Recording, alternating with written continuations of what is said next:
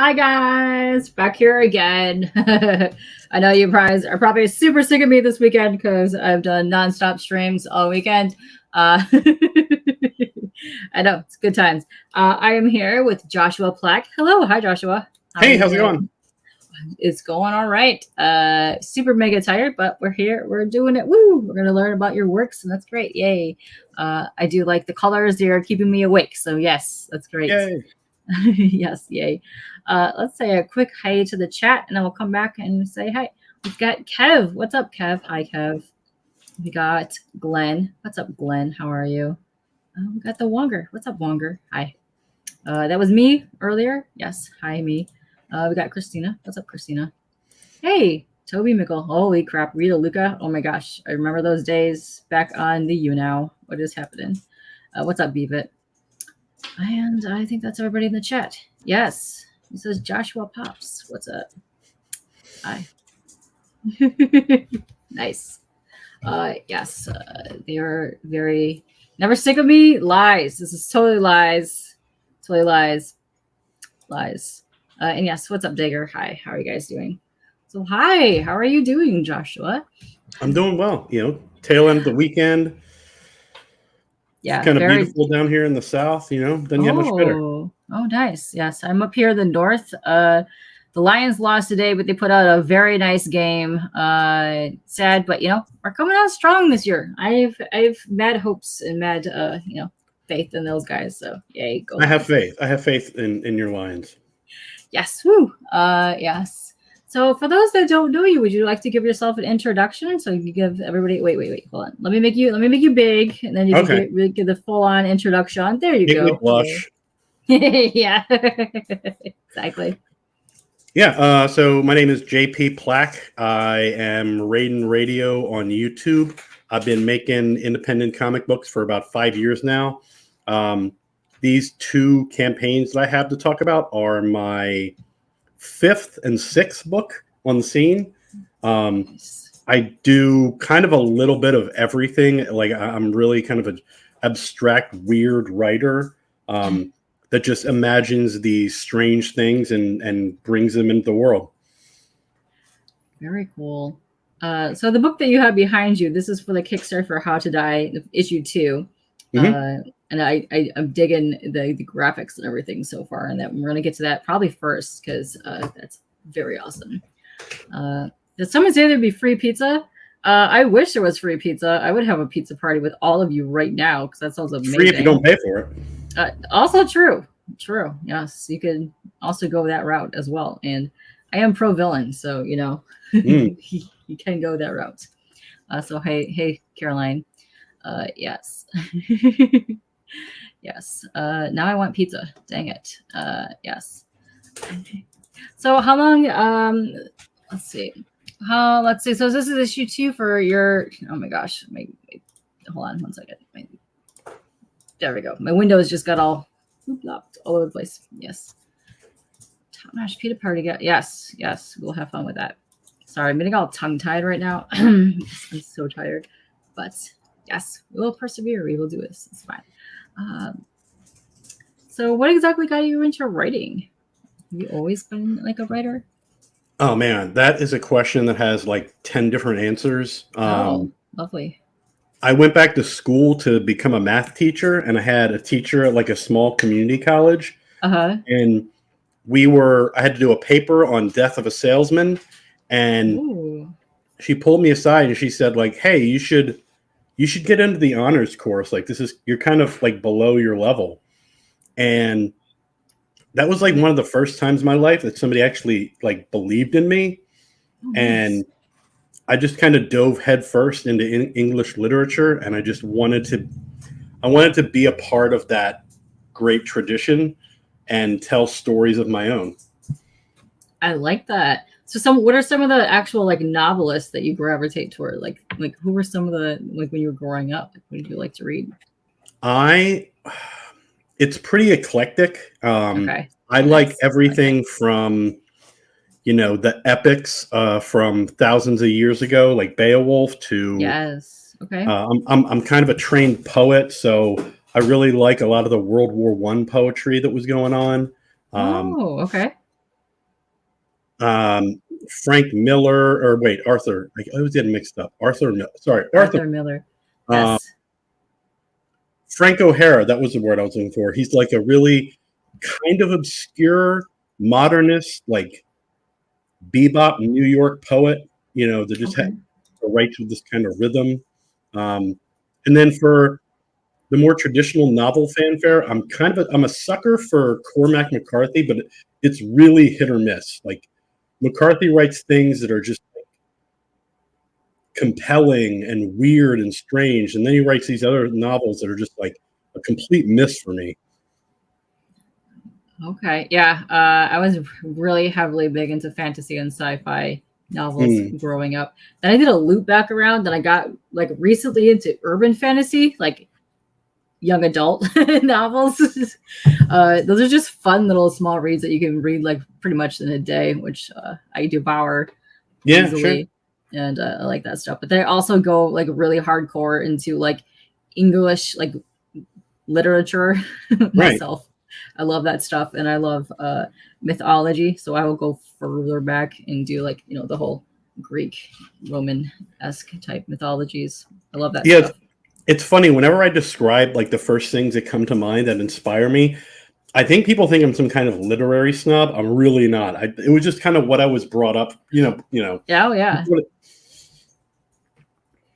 What I like to do is browse Dollar Tree in their sections. I found some amazing reads in that Dollar Tree section, and I've been fascinating with some of the stuff that has been in there. And I've gone and bought the whole full-on runs from the authors that are in there. And I have been enjoying just finding random complete reads. That's what I enjoy in my time, is just reading galore. See, I like the dollar long box at a comic book shop. Yes. That's always been my go-to growing up. Literally my go-to. Like I would sit on the floor, plop on there, and go through like the little things. And I loved back in the day when you would go in the 80s and the early 90s, they were like 10 for $1 because of how cheap the back issues were, which was amazing. Still to this day, my favorite books that I've ever pulled have been on the floor at some back issue thing, and I adore them to this day. Yeah. And it's funny how universal that activity is. I ran a record store for about 4 years. Oh, sweet. And crate digging is like, that's a thing. Man. You know what I mean? So like all the DJs were looking for that weird, random thing that they could, find in like a 50-cent crate and then use it to sample to make something new. Oh, nice. Oh, that's awesome. A 50-cent crate for vinyl, that'd be sweet. Oh man, yeah. We've got a really good used record store over here. It's been around for decades, and it's probably got some of the most awesome music. They got very eclectic taste of stuff that they have in there, and I like that because my music taste is all over the globe. Yeah, it really blew up once DJ Shadow's album Introducing was like the first album that like reached #1, and there was nothing original on it. It was nothing but samples. And then everybody wanted to be like that DJ Shadow kind of guy. Yeah, there's all kinds of stuff it's fascinating to learn, for sure. I'm big into weird documentaries. Murder mysteries and stuff. I'm big into that. Oh, Toby says DJ Shadow was the best. There it is. Nice. Way to go, Toby. Excuse me. And Mountain Dew saying hello. Yeah, that's awesome. I like that. So were you into the music field or just, oh, hello. Hey, Nam. It was just something that you did on the side. Music is really something that you'll find in almost all of my works. Ooh, I like that. The first comic book I made was called Eudaimonia, and it was really about a World War I soldier who's like a kid, right? And he goes through this really traumatic war experience, and the last day of the war, he's walking in this town in France, and he just kind of stumbles upon this woman playing a cello. And it's like this perfect moment where beauty and tragedy come together, which if you've ever listened to a chill out, it kind of sounds like that. You know what I mean? It's very haunting. Yeah. It's haunting, but beautiful at the same time. And that moment basically changes him forever. So the first book is really about him, how that moment and that song changed his life. Noirlem, my detective series, is very much about, it's very much influenced by old literature, blues and jazz and things like that. So music is kind of a recurring theme. I try to drop, I'll drop song lyrics into dialogue anytime I can. Oh, cool. I love that. That's been a couple like recurring theme with a few of the guests I've had on, where they do like a little playlist to go along with the book that they have. I think that's awesome. That's fascinating for me because it's amazing like how much genre of music is out there, and like each individual like book has so many different vibes and feels to it, and I think that's awesome. Hey James. Yeah, so that's very cool. I like that you do that, and I like that you had the music lyrics in there. That's very nice. Yeah, the one book, Listen, I don't know if we're going to play trailers on here, but if you play the trailer for Listen, the title, the song that you're going to hear actually inspired the book. It wasn't like okay. Yeah. I will play the trailers. Yes. I don't mind playing the trailers. So yeah, we can do that. So, cool. Do you have a preference of which one would you want to show first? I have both pulled up right now. Either are good. All right, so I can do Noirlem. Is it Noirlem? Is that how you're pronouncing it? Yeah, it's a portmanteau of noir and Harlem. Oh, okay, that makes sense. All right, so let me do that one first. Let's show that. Let's see. Here we go. Loom. So this one is on Fund My Comic. Is it showing on the screen? So I don't see my little window pop up. Okay, wait. It is, but there we go. That's why it didn't pop up. There we go. Okay. So is this in a series of books here? Because I think this is a 14-page ashcan. Yeah. So what this is the first Noirlem book came out last year. It was published by Marcosia or Marcosia. Anybody can pretty much get a copy of it from Barnes and Noble, or I think you can order it on Walmart or Amazon. Now the publisher has the right to the second book automatically. They have what's called right of refusal to publish it. And I'll be fine if they do. But what I wanted to do was the second book really starts with a mystery that leads to the larger mystery. So while I'm working on the book, I thought it would be a good way to kind of bring people in to check out the world. It's a really lean price point. There are copies on here for just $7. So you can really check out this first mystery, and then it'll kind of lead you into the larger mystery, and basically, prep you or prompt you to like get excited for when the next full book comes out. Oh, very cool. All right, let's watch that trailer. Let me I'm gonna unplug my headphones so we can watch this, and then big. All right, let's watch this, and we'll come back, and then we'll go through the rest here. Fund My Comic. Oops. Oh,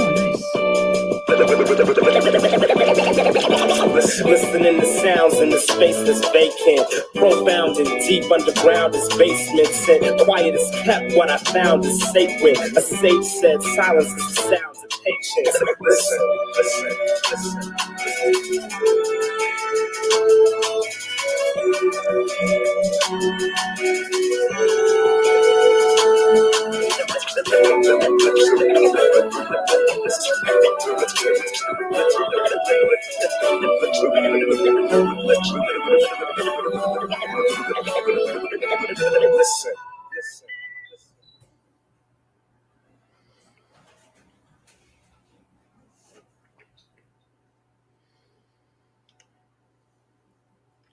Oh, that was cool. And there we went from the straight solid inks to where it showed it being colorized. That was awesome. That was very cool. I recently updated the campaign page because I finally got to work with Eric Weathers, who does letters for like everybody. And I just sent him, he wasn't even going to be doing anything with the cover. He basically was just like, hey, check this out. And he showed me the cover that's on there now. And I was like, it all makes sense. You know what I mean? Like, I never thought about letters being, you know, that important until I saw it in the hands of like somebody who's really good at what they do. Yeah, it's amazing when you find a really good letterer that fits your team, because it can really enhance the book. Just the font from the title page to even just where the word bubbles are placed. It's fascinating how that immediately changes the look and feel of the vibe of your book. Yes, gotta watch those. Those are great. But yeah, it's amazing. Oh, hey, Sugar. Hello. Welcome everybody to the chat. We're talking here with Joshua here, and we're going over his campaign for Noirlem here.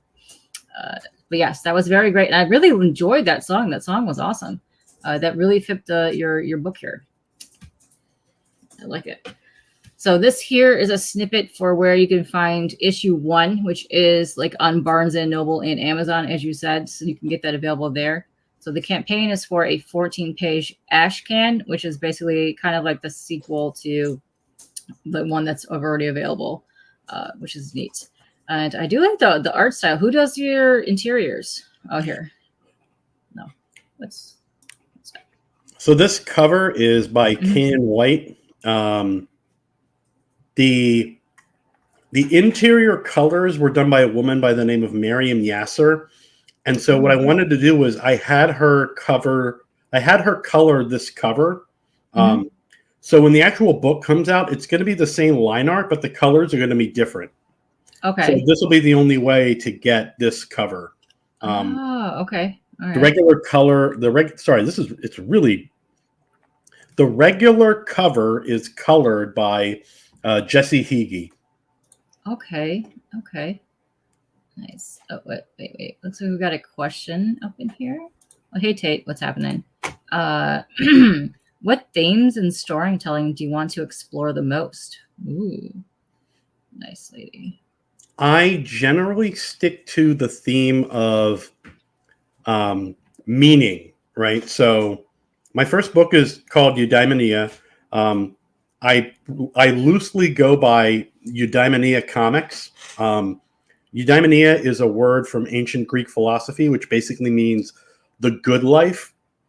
Now, what that means is that life is inevitably a series of painful trials. And if you find something that makes those trials worth it, that's your eudaimonia. So a lot of my writing is really about people looking for, in some cases finding, and in some cases failing to find their eudaimonia. I like that. That's awesome. That's really neat. I mean, that's a very cool explanation. Yes. Hello, Joe. What's happening? Okay. Somebody else popped in here. Hey, Lisa. Yes, happy Sunday to everybody, by the way. It is Sunday. It is football day. But yes, I really like the artist in here. So do you have the same interior artist on the rest of the books as well? I know you said the colorist. No, the interiors line art is by a guy by the name of Roel Roque. It is very much a, making a 90-page book isn't cheap. Yes. So it's kind of an intentional choice where it's very much in the style of like a comic strip. Okay. Where you could take almost any page from this book and put it in a newspaper, and people would be able to follow it from week to week. It's just very kind of basic, kind of simple.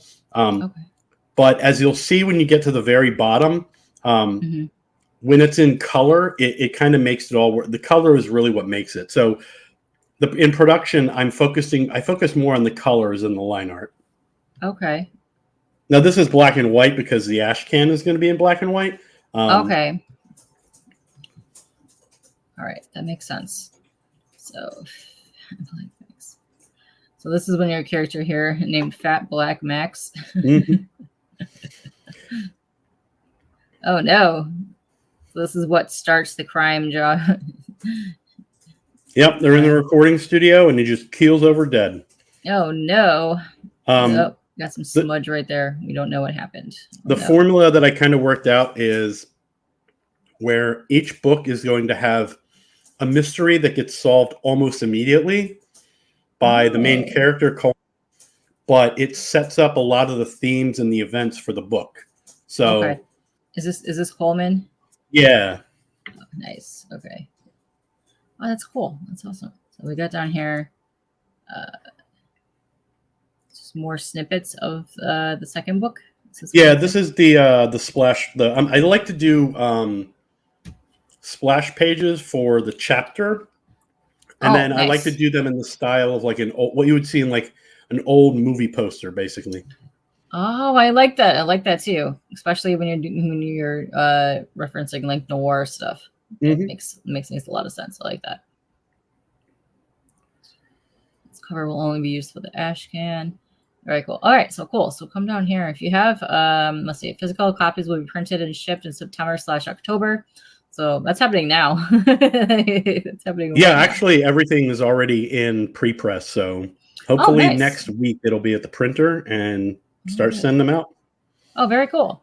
So let's see. It looks like you're having some stretch goals. If you get 100 backers, all physical backers will receive an 8.5 by 11 print. Oh, that's a very cool print.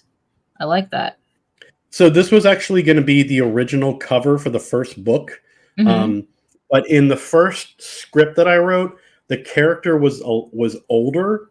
Okay. So this ended up not being usable because the character is much younger. So I thought it would be cool to kind of reimagine this art as a book that takes place like 30 years in the future.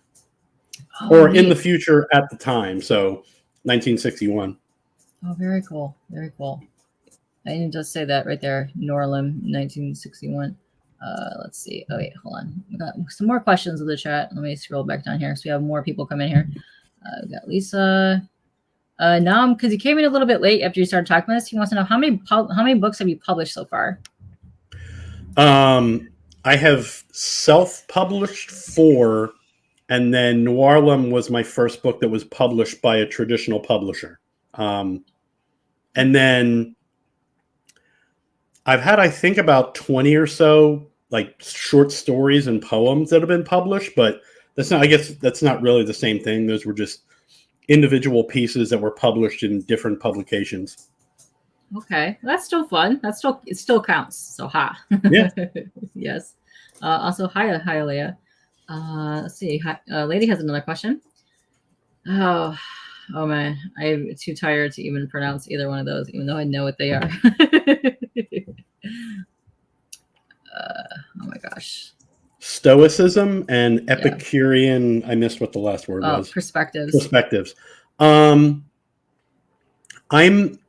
more about exploring and asking questions than answering them. So I find Stoicism and Epicurean, I find both of them to be useful for me, but that doesn't mean I think that they're useful for everybody. But if you would like to know more, on my YouTube channel, I do weekly video essays where I tell creative nonfiction and I kind of explore that a little bit more. So I can definitely recommend my channel if you want like a more in-depth answer. Perfect, because I did link it down below inside the description. So go follow him for all that fun content. Do you also talk about your comics on there as well? Occasionally, that tends to, with the way things are, that tends to not do as well as making fun of a random episode of House from 15 years ago. Which episode of a House? Like the movie House or House? House MD. Ah, okay. I posted a video making fun of one episode, and it got like 30,000 views, I think. Holy crap. And people in the chat telling me, like, I don't know. Like, yeah. Wow. You stumbled on your yeah, I had no idea that, right there. that a decade later the House fans were still Who knew? There. Wow. Who knew that would be a thing? So yeah, she's saying, since those were the two great approaches to life, yes.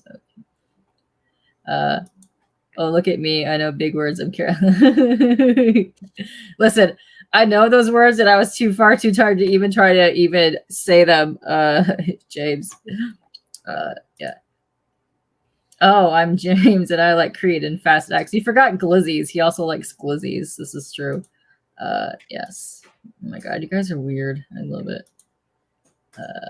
Jeez, you guys are super weird. Okay, more questions. Was this setting influenced by your love of Death of a Salesman? I'm gonna go no. Noirlem was influenced by.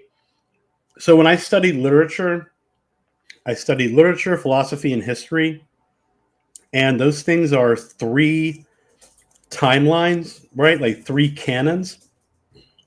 And what I found was that the most interesting time in human history for me was the early 1900s. So there were 2 art movements at the time that I found really fascinating. One of them was World War I, basically, but the other one was the Harlem Renaissance. Oh, yeah. I love me some Harlem Renaissance. And essentially, my wife watches murder mysteries all of the time. Yes. And I was like, man, I should just put one in 1920s Harlem and just use my knowledge of the time period to tell a story that's kind of unique, because there's just not a lot. Like, there's a lot in the 20s, but it's very much, Gatsby and the Roaring 20s. Yes. Sorry, go ahead. No, there's a few that take place around the Harlem and around that time period, but not that many. So you kind of hit a good genre and time period that needs exploring, I'd say. Yeah, and the Noirlem series is really, it's almost like a cozy murder mystery. There's violence, but it's not really the focal point. It's almost, I try to almost do camp.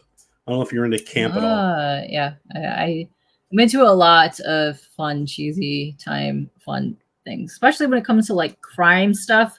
I like that kind of spiel. Yeah, where like the solution to the mystery is like almost ridiculous and convoluted, but not completely.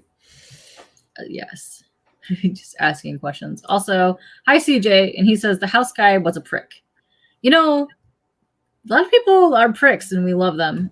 That was such a fascinating time, though, when there were all those characters that were just pricks, and I don't know, like Dr. Cox on Scrubs, and that was like the cool thing to do, was just to be, a misanthropic jerk, and you would become really popular. This is true, yeah, and they also are mostly doctors. Yeah.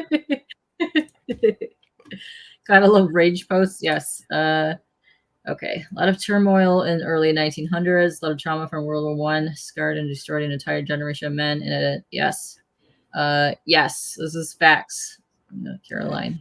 I have to derail the conversation, so okay. My 2 favorite stories about World War I literature is there was a guy named Charles Sorley, and he was killed, and they found on his person a sonnet that he had written called When You See Millions of the Mouthless Dead. And that piece of literature is still studied today. It's part of the great English canon. He wasn't, a scholar. He wasn't anything. But he fought in the war, and he wrote this poem about his experience, and he died not knowing that he would live on through that piece of paper that he had in his pocket. And there's something kind of amazing to me about that. That stuff is fascinating to me. My other favorite story is a woman by the name of Mary Estelle. She came from a rich Chicago family. She goes over to Europe, and she's in Paris, and she just sees all these soldiers coming back from the front, and they're all messed up. So what she does is she takes her family's, wealth, and she goes to nursing school, builds a hospital that is closer to the front lines than the Red Cross would go, and just treats and helps anybody she can.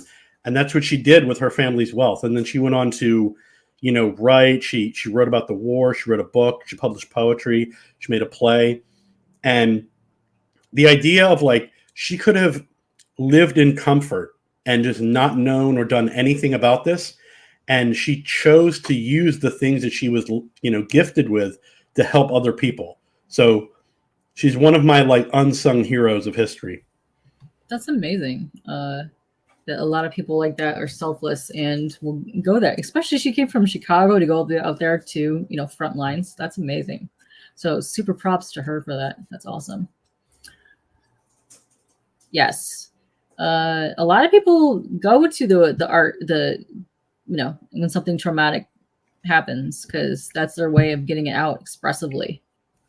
Either it's writing or being creative and painting and stuff like that. But that is an easy way for somebody to deal with trauma.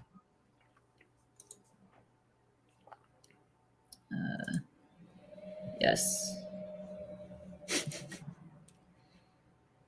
Yeah, that's facts. I don't even want to imagine the stuff that they probably have witnessed on those fields. Probably completely awful. So, sorry, I keep dragging the conversation down. Oh, you're fine. It's fine. I actually took the time to read psychological journals at the time, and those things are horrifying. So I bet, yeah. There were symptoms of PTSD around World War I that were so severe that they have never been seen since. Wow. So, for example, there were people who went blind, not because they suffered any injury, but because their brain could no longer process what they were seeing and just turned off the lights forever. Yeah. And that whole time frame was just such a whole traumatic thing for just everyone involved. Like, one of my favorite things to this day is watching magnet fishing in Europe, and they're still pulling up artifacts from World War I and II because of how devastating it was over there. Like, they're still pulling up active missiles and ammunition, in tons and everything. It's utterly fascinating that stuff has survived and not gone off and things like that. But that just tells you how much was just going on at the time. It's like, human military history is essentially two groups of people stand opposite each other in a field and fight each other.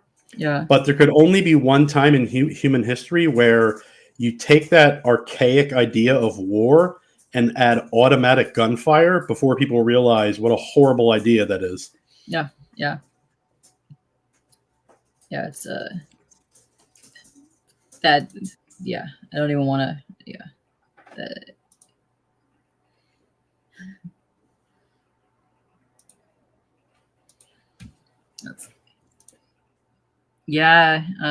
exactly, Crystal.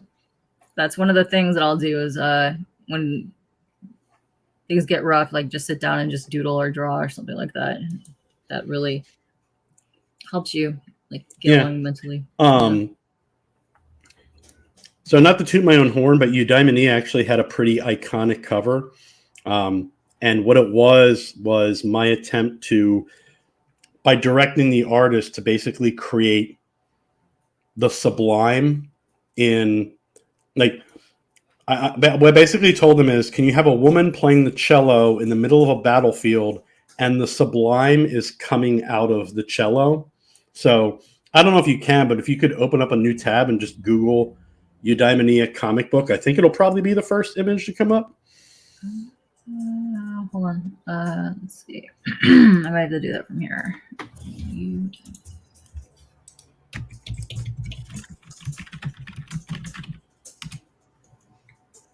Comic book. Is it this one right here? Yes. There we go. Oh, yes. This was your campaign before for... Okay. Let me see if I can share this.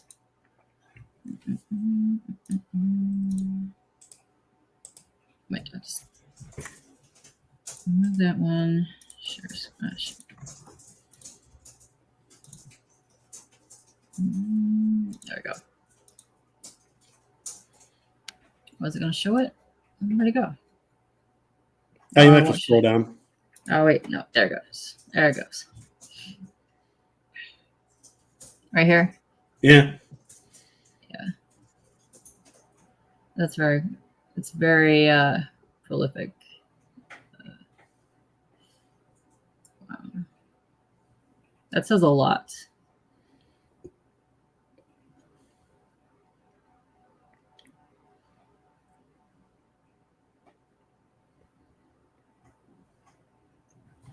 Wow. Okay, so I've completely dragged us away from my current campaign. It's fine. It's fine. That's quite all right. Let's just see what they're saying. Wow. Got a lot of people talking the medical terms in here. Interesting. Oh, wow. You've had 2 strokes within 6 months and art has become your life through the trauma. Wow, James. I'm glad you're doing better, and I'm glad that you have the art to fall back on that. And I never would have known based on the art that I've seen from you. You're doing some really amazing stuff. Yeah, music. I'd say any of the arts, music, movies, and just getting out there and expressing yourself creatively. Like that is such a wondrous thing. Wow. Yeah. It sure did. It really did. Yes, isn't that awesome? That's a very cool color palette. Yeah, I like that. And I like that it expresses what's happening with the cello as well. So that's very cool.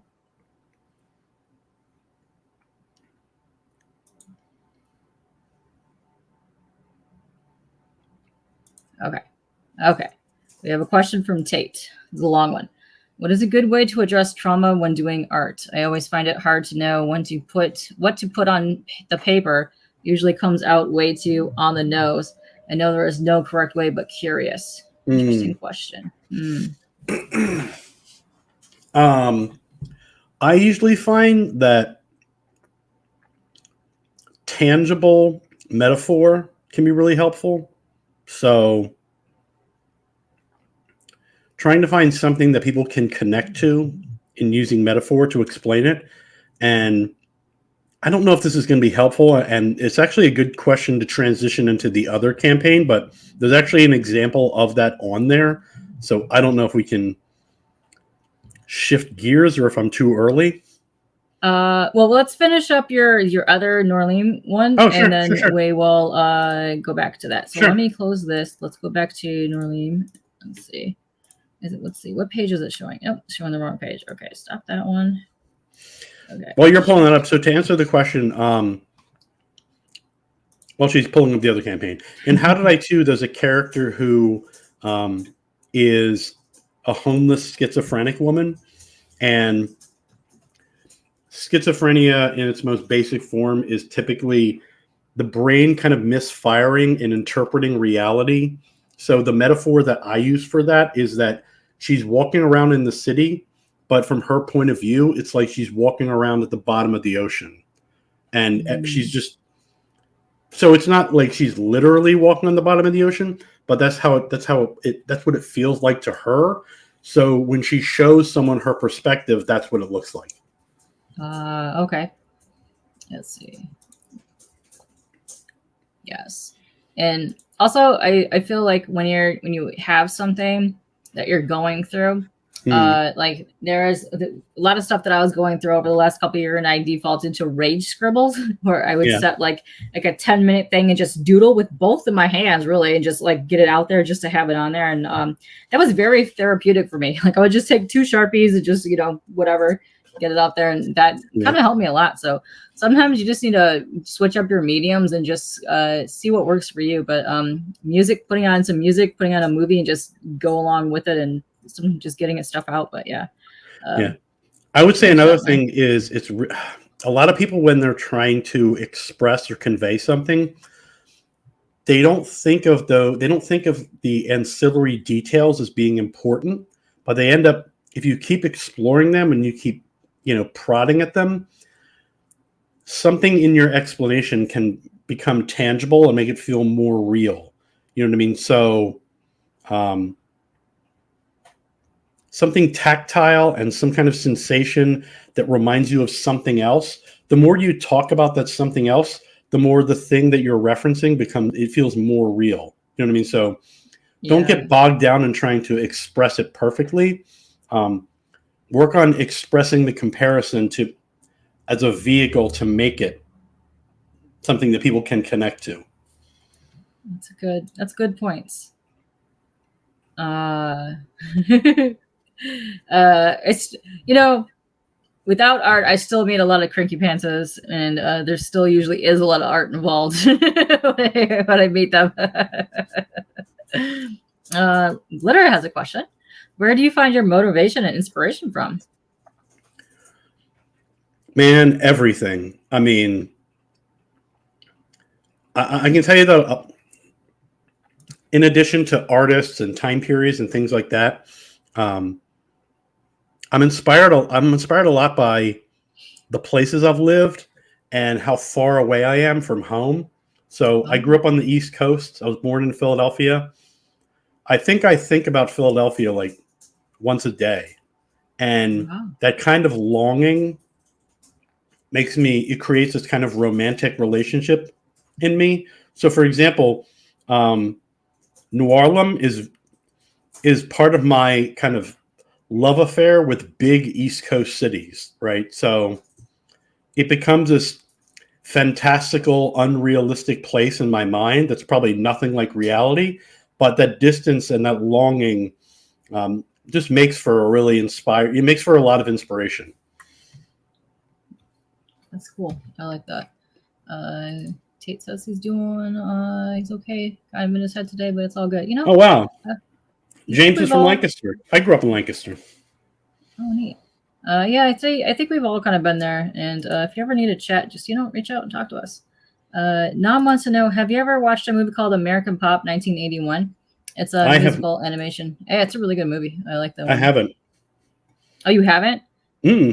Oh, I would say watch it. It's really cool. It's great animation and a lot of really good music in there. It's really good. Oh yeah. Now I really want to ask James if he's been to Shady Maple lately. Oh, good question, James. Have you been to Shady Maple lately? Oh, CJ with the tough questions. Who do you hate the most? Well, what do you hate the most about the industry? I find that it's just not productive or useful to hate. I'm not saying that I'm not bagging on people who do, but for me, it's more like I have a small little audience that I'm grateful for.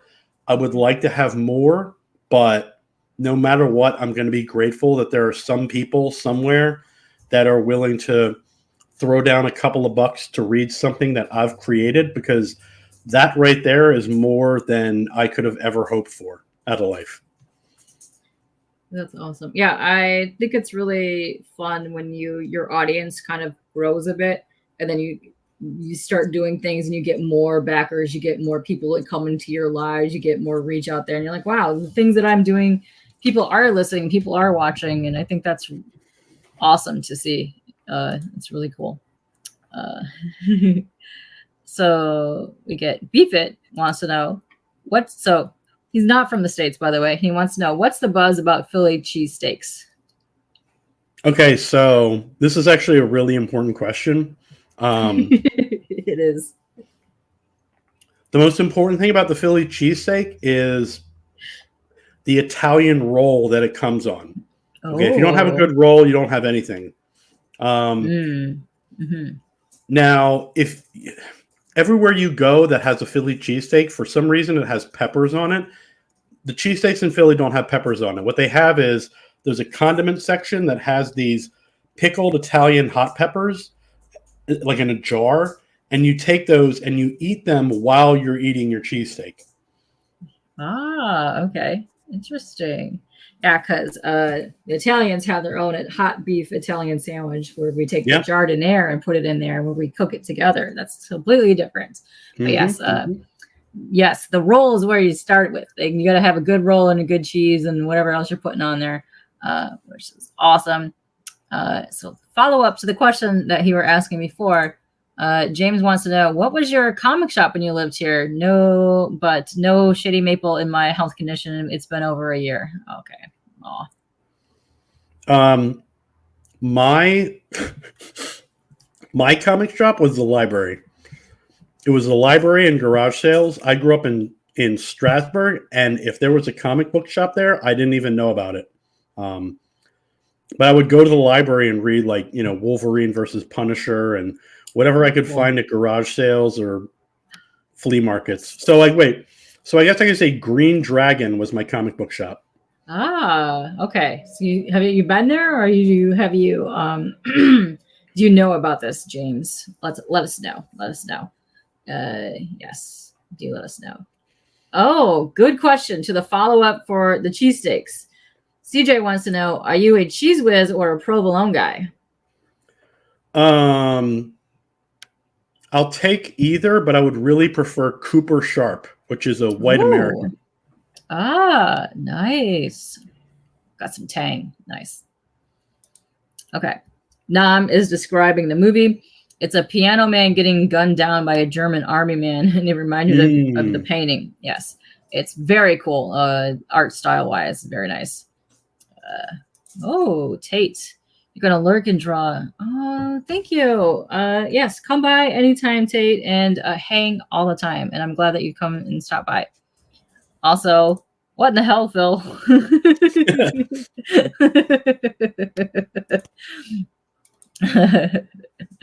Oops, sticky spacebar. I like that what's that? I like that you have a friendly and supportive chat. Yes. Well, depends. Every now and then you'll get bombarded with a million questions, but they're being kind of tame today. I think that's because I meant with each other. Oh, with each other? That's probably because we've all been streaming since like Thursday night, and we're probably kind of pooped out at this moment, so we're probably all kind of tame. Normally, we're all riled up and like just spitting all kinds of horrific stuff. Yeah. But yes, this is probably why. But James is saying Green Dragon is 5 miles from him. Nice. So there you go. It was like a flea market where we would go to buy comics and like samurai swords and like blow dart guns and throwing stars. All the fun stuff. Stuff that you probably should not have, but that they probably shouldn't have been selling us yet. Yes. Peppers don't agree with you either. Oh no. Yeah. The Wiz sucks. I'm not a super huge fan of that on mine, but I like a really good cheese on mine. Yes, I do prefer that also. CJ wants to know, how many projects have you done before this?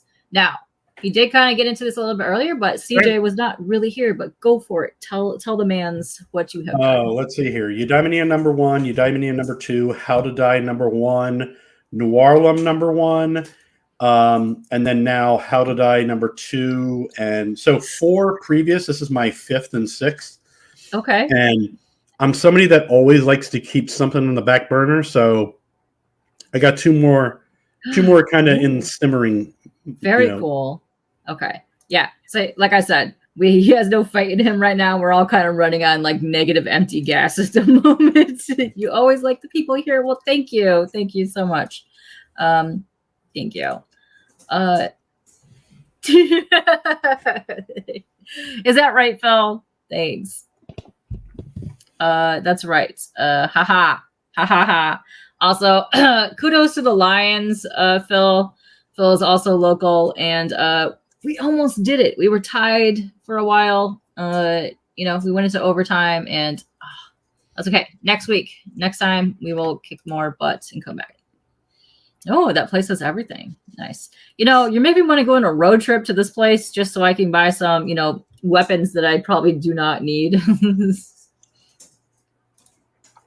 Also, good question. After this one, I will hop back to your Noirlem campaign, and then we'll close that one up, and then we'll hop back to your other campaign, because that one I really want to get into, because that one, both of these are right up my alley, but that one I really, really, really want to ask you some questions about. Sure. CJ wants to know, Have you tried using all the crowdfunding platforms? Now, that's a tough, tricky question because there's billions of them. So, well, which is there specific ones? Because right now he has 2 active ones. This one currently, which is on Fund My Comic, and he has the other one, which is How to Die 2, which is on Kickstarter. So, would you like to answer that, or yeah? So, I was on Indiegogo for a bunch of them, and I basically watched as they just started shadow banning people that I know. So I would watch them launch their campaign, and nobody could find it. You know, it wouldn't show up on trending or anything like that. And it wasn't like these were books that, I mean, there's a book called Frog G that's about a frog. You know what I mean? It's not like it's... G. Yes. So... Like my guy, yes. At a certain point, it's like, there's no audience over there. And it doesn't make any sense to give them a percentage if they're going to hide your campaign.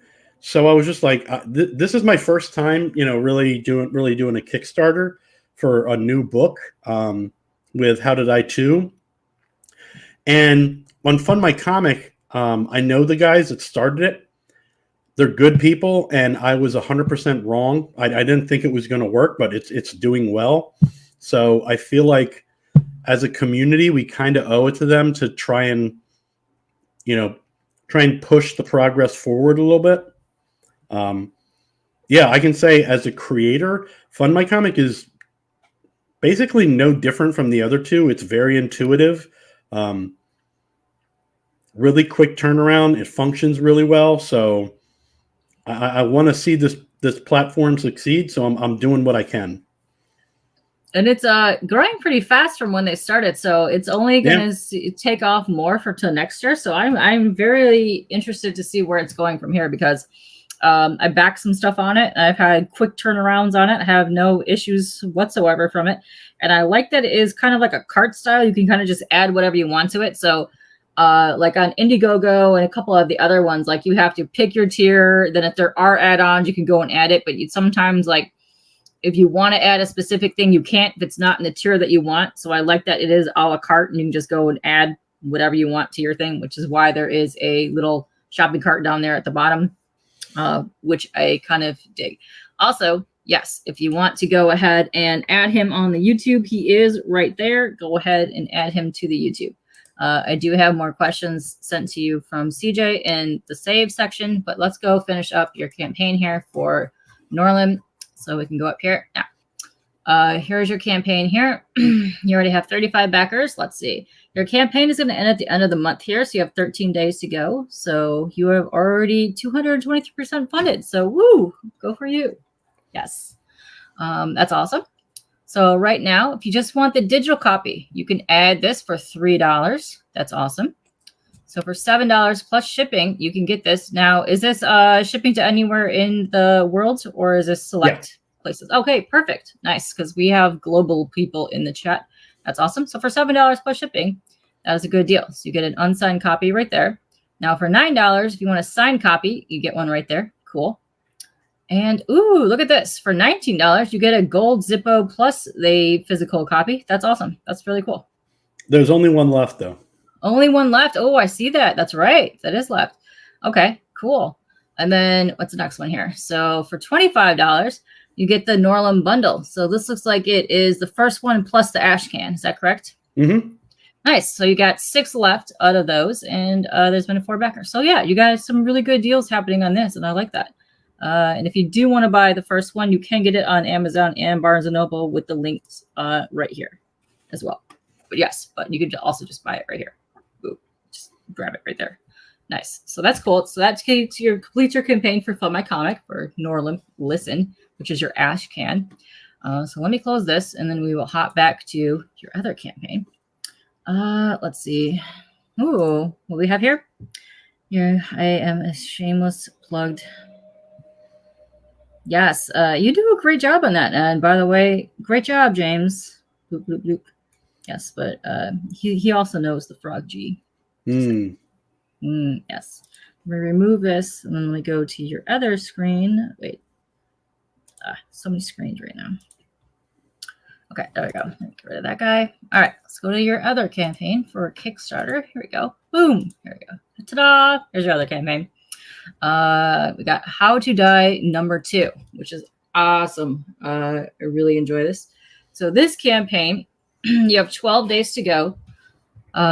You're almost halfway funded here. You're trying to get to a $2,000 goal, and you are also closing at the end of the month, which is Friday, September 29th. I believe you can hit this. I will also be sharing the crap out of this when I'm done. So yay. So if you guys see this, you see me sharing it, just retweet it or share it again so more people can see it, because it is pretty dope. Let's see. Yes, thanks. Yes. Oh, thank you. Thank you for sharing that. By the way, thank you. Yes, go sub him up. He has some awesome, cool content. So yeah, go sub everybody up, by the way. So would you like to explain this story and then I'll play the trailer? Sure. So essentially, Noirlem is a pretty straightforward world. It's a murder mystery in 1920s Harlem. This is the complete opposite. This is just a wild ride. The premise here is very much inspired by the Max, right? Where, there are people and their superpowers and they're doing all this crazy stuff, but it's really a book about people, kind of relatable things. So in the world of How to Die, the premise is that people are obtaining superpowers, but there are 2 rules. The first rule is you can only unlock superpowers if you are being confronted by death. Like actually you're about to die. So you can save yourself, but only if you know how to die. The second rule is that not everybody can. So the people that can are the people who have basically suffered in life, and whatever power they develop in that moment emerges from their hardship and the things that they've suffered with in life. For example, hot goth lady on the cover is the aforementioned homeless schizophrenic woman, right? She faces death, and she is able to take her brain not interpreting reality, and now she can use it as a weapon against other people. So she can control how they interpret reality. So what you're seeing in that image there is, she's a hot woman in an Edwardian dress, but that's how she wants to be seen. And what she's doing with her fingers is she's poking through that curtain that she's put in front of you.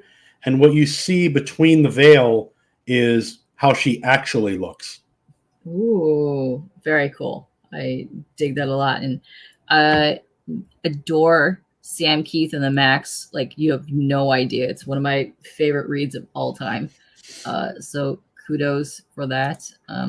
So let's play your trailer here. Wait, let me unplug. Let's play the trailer here. Then we'll get into your fascinating. And I can tell you right now, just from browsing your page here, the colors alone have grabbed me to my attention, and I love it so much. Oh, get out of here. This stupid thing. All right, let's play this. Pause. Go like that. Like this. Okay, cool. Yay.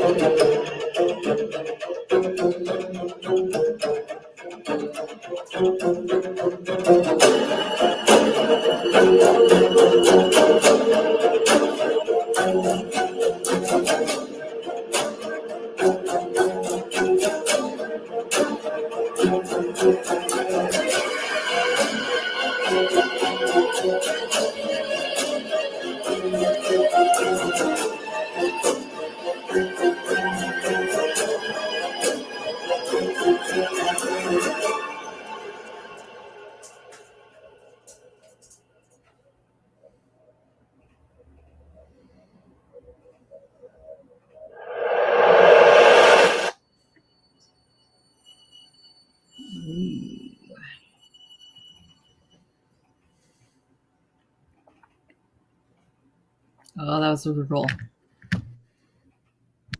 On that. Very nice. I dig that.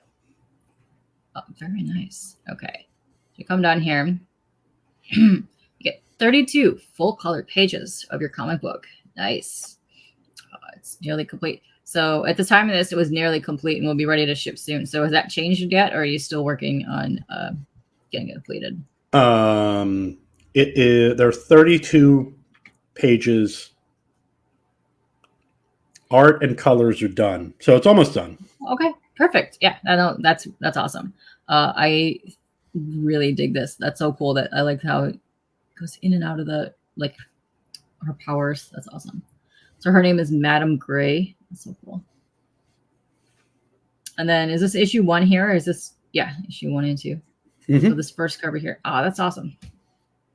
So here's a look a little bit about the interior pages. Oh, that's so cool. I love like the way her like the greenish purpley is like showing her reality. That's awesome. Dig the colors on that. It's very cool. I like that underwater. That's neat. That's very neat. I like that. Is this so who's this? Is this your main character here? Or is this just like different person in different like book setting? There isn't really a main character. It's typically a story is structured with a protagonist and an antagonist. But the problem is that when you essentially have a game of rock, paper, scissors, and nobody is really good and nobody is really all that bad. So the more, since everybody is like kind of what we would consider a piece of human garbage, all of the morals just get really muddied, you know? And there's just a lot of competing philosophies. So who the main character is really depends on whose story you're seeing and how they kind of interweave into one another. Okay, that's cool.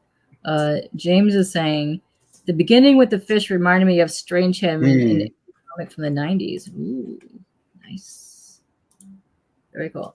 I like that. I like that it's very different and you can get different perspectives on that. That's awesome. I like that. And oh my, something interesting is happening there. Yeah, they're having a hot dog. Yeah, hot dogs. The glizzy time. Yes. And then, is that his power or what's happening here? Oh, just some guy chilling. Yeah, he's like, I'm just gonna chill. I'm walking around. So that's the black. Easy. Yeah, it's the Black Ice. He's on the cover of the first book. His story kind of gets fleshed out more in this one, but his story is he's basically gone through like an unbelievable amount of pain. So he confronts death and he obtains the ability to basically just become, you know, every cell in his body has the density of a dying star. And he can also do shape-shifting. So that's why you see him kind of melting and forming around. Okay. That's pretty neat.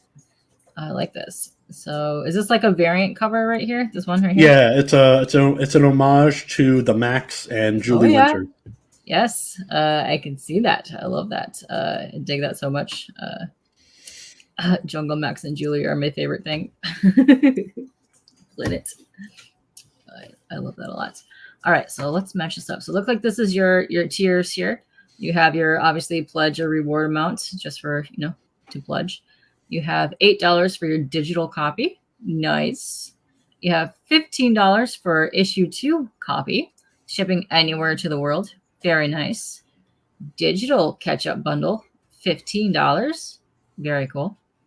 Then you have a How Did I To print bundle. Looks like you get the Max homage plus the like 3D looking one, which is awesome as hell. I like that one a lot. That's $22. Then you have the catch-up tier, which you get issue 1 and issue 2. Very nice. Let me scroll down here. Nice, nice. Then you get both covers. You can get issue 1 and issue 2 physically for $25. Very cool. Then if you want the full catch-up bundle, issue 1, issue 2, plus the Max homage for $29. Very nice. Plus you get some digital stuff. Very cool. It's good stuff. Oh, here. Cool. If you want your comic digital library, you're going to get Eudaimonia 1 and 2, How to Die 1 and 2, and then Noirlem, the 90-page version. Not the ashcan, but the 90-page one. So you're going to get that for $35.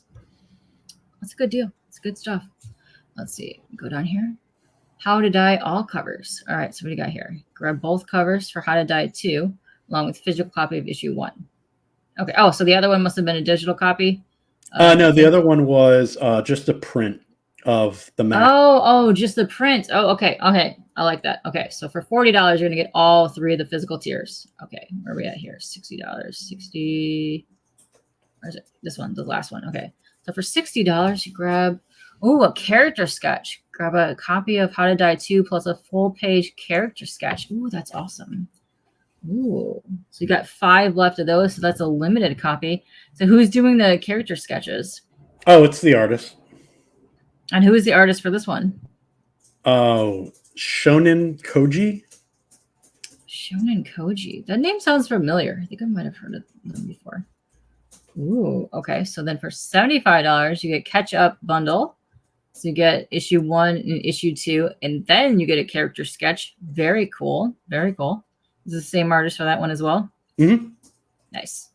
Let's see. Original Dean James cover art bundle. Ooh, $500. You get the original Max homage cover plus covered books of physical copies of 1 and 2. That's awesome. That is very cool. That's awesome. Then what is this? Ooh, Madam Gray art contest. Hello, art people. What is happening here? From now until a book goes to print, you're hosting an open art contest to have your piece printed in the back of the book along with other prizes. First place, you get $50 plus a physical copy of the book. Second place, you get $25 plus a physical copy of the book. Third place, you just get a physical copy of the book. So you're just going to reimagine Madam Gray here. That is dope. That's awesome. So when is this actually, does it have an actual date? Let's turn that in. I think I'll just keep it updated, but okay. We do have our first entry already in. Oh, okay. And so probably I'm thinking about around Halloween time. Halloween time. Oh, that's amazing. Okay. All right. I will definitely be posting that around all over the place. Unbelievable pain. Did someone say my name? Yes, exactly. Yes. All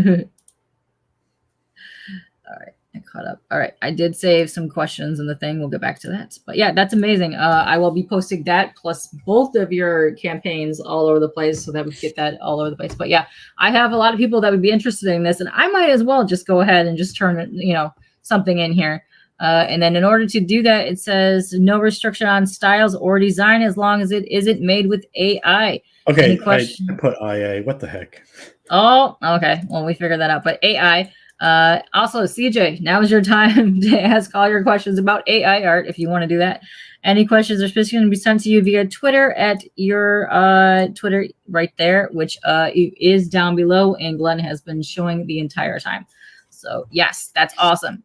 So here she is right here, and then you get a glimpse of her more up there. But hold on, let's go down the bottom. So that's all of the tiers there. This is awesome. I really, really dig this. I love that you did in a Max homage. That's my favorite.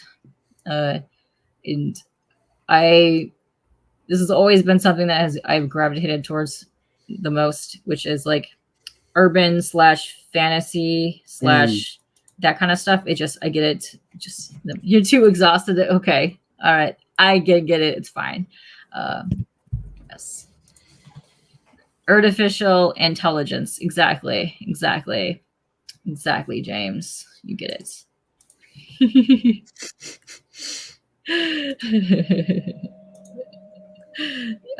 I highlighted the wrong thing. What do we got? I too also wish I could train a pet to do my job. That would be the highlight of my day. Yes. Curse the luck for meow's sake. Yes. Yes. All right. I did have some questions started from earlier. Let's ask those. Oh, hey, Vogs. Hi, how are you doing? Yes. Okay.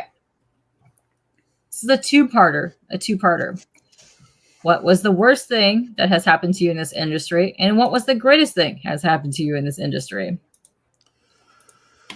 Haha.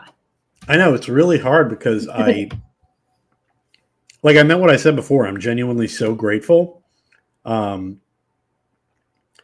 would say that the worst thing that happened to me was probably maybe my decision to go to Kickstarter, because I haven't. All I'm getting is my previous readers are messaging me or emailing me and saying, "Hey, you're going to launch this anywhere else?" Oh no!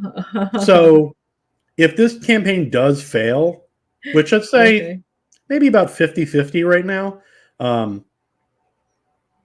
I think the greatest thing that happened to me is that I know I can relaunch it and it's going to be fine. And yeah, I'll stick with that one. Okay. Yeah, that's when you switch sites, it probably is a different daunting animal because you don't really have that. Because some people are very loyal to the sites that they're on, and they I'm surprised myself. I was wrong. Yeah.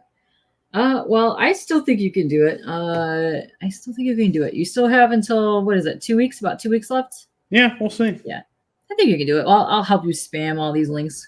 Yeah. Spamming, I am all for. So we will get you out there. Hopefully you can get keeps in there.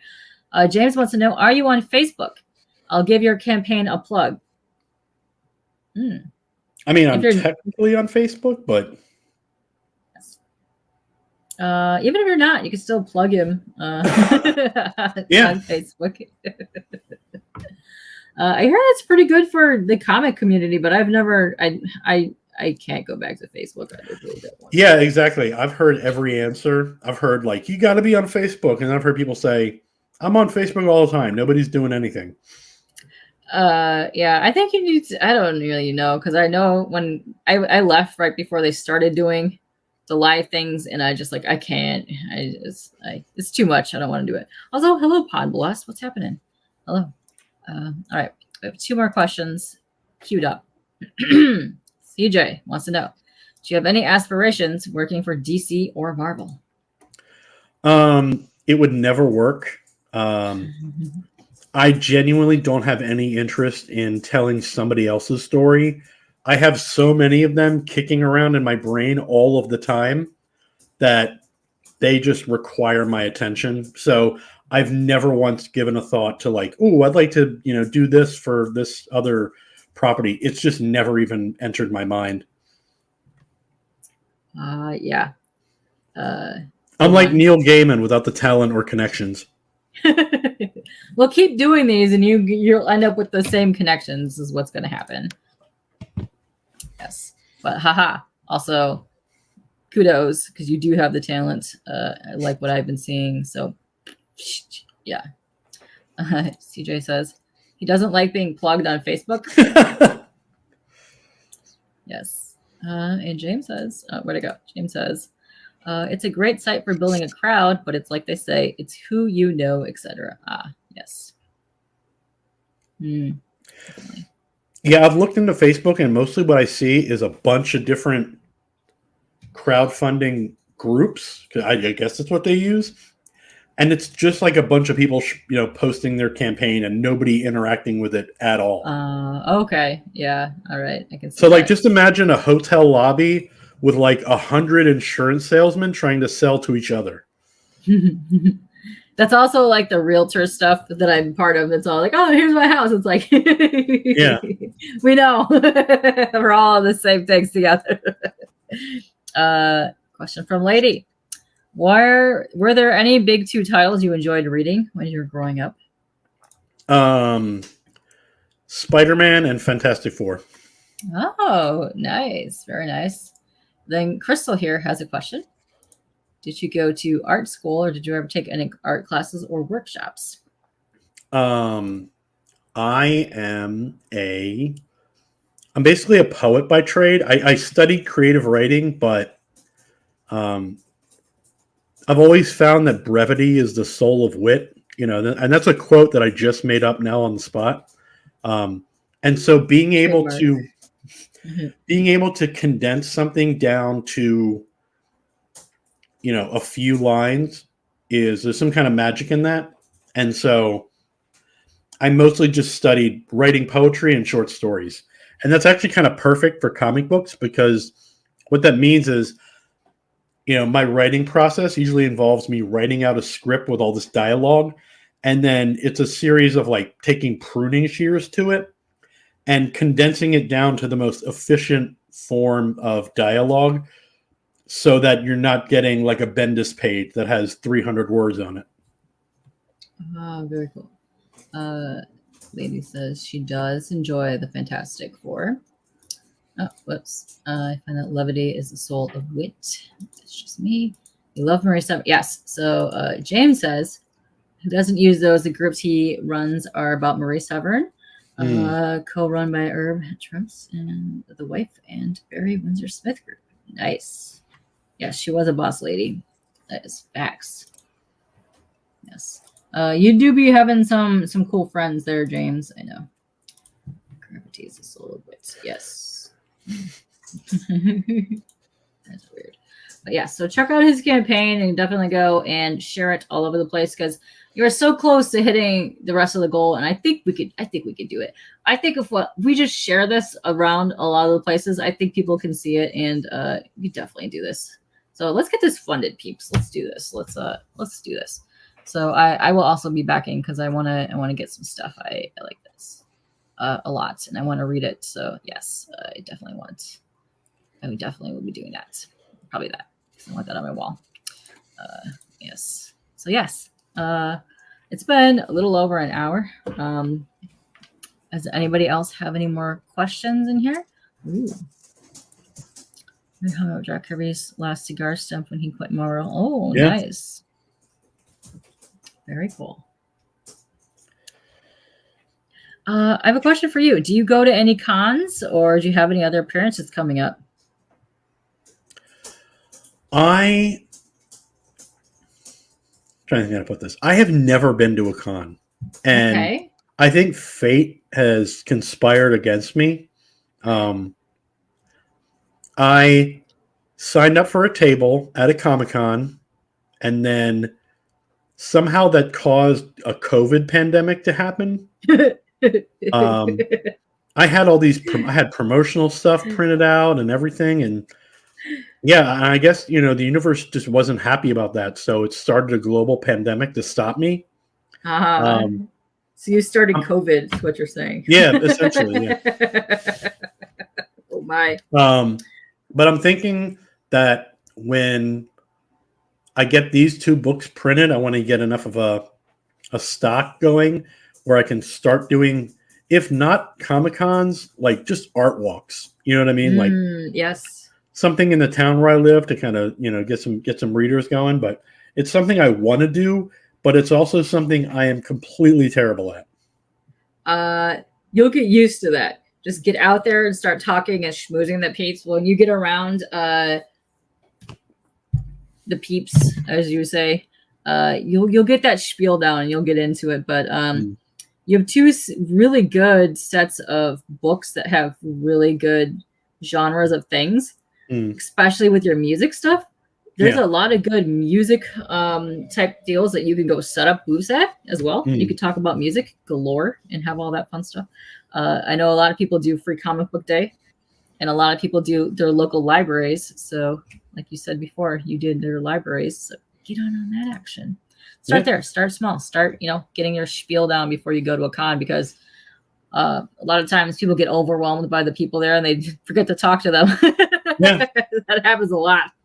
Yeah, I see so many people that are my peers and they're going to all these Comic-Cons and I'm looking at them and I'm like, you only have 1 book. What are you doing? Oh, I got like 6. Yeah, or they don't bring enough and then they sell out and they just sit there for like 3 days and like, what am I supposed to do? And they don't even want to talk to anybody. And I'm like, at least go network with your people. Like, let's go say hi. Go do something. You paid a lot of money for them to sit there. Yeah. Go say hey. Here. It's funny how that works, but yeah. Yeah. Also happy birthday to Cassandra Peterson, who was a lovely, lovely, saucy lady for a 72-year-old. Let me tell you, she looks gorgeous. Yes. Dr. Fossey will be calling you soon. Oh, snap. Oh, no.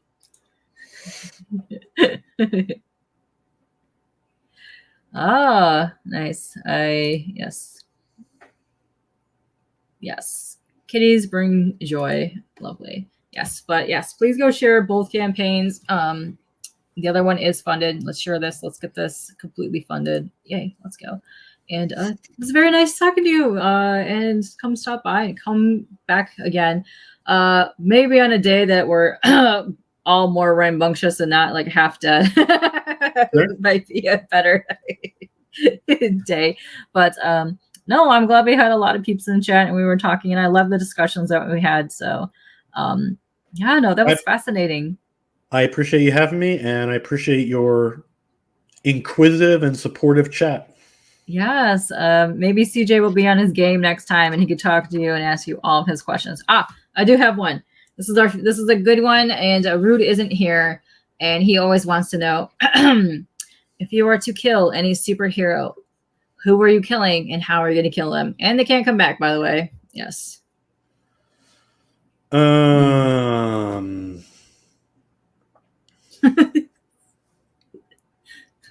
All of them. All of them. Yes, take them all out. I like it. So you're just gonna let the villains prevail, or just gonna have pure anarchy? I like it. No, I really like the quote that I don't remember who it was. It said that, like, you know, every hero needs to meet its ending. It can't go on forever. Like, we need to let our heroes go, or else everything they did was for nothing. If it's just going to keep continuing forever. So okay, at some point the cycle has to end. So how would I kill them? I would buy up all of the rights to their stories and then bury them in the desert. Oh, interesting. Joe says that's the best answer yet. Amazing. That's great. And we got some thank yous for coming on here. So yes, thank you. Thank you very much for sharing that. And yes, that was a great answer. I like that one. So yes. Aha. Take that to all you diehard people in the chat with your superhero blah blahs. Yes. Haha. Yes. Oh. So yes, we will be heading out of here. So thank you guys for coming. And yeah, see you guys later. Thanks, Bye, everybody. guys.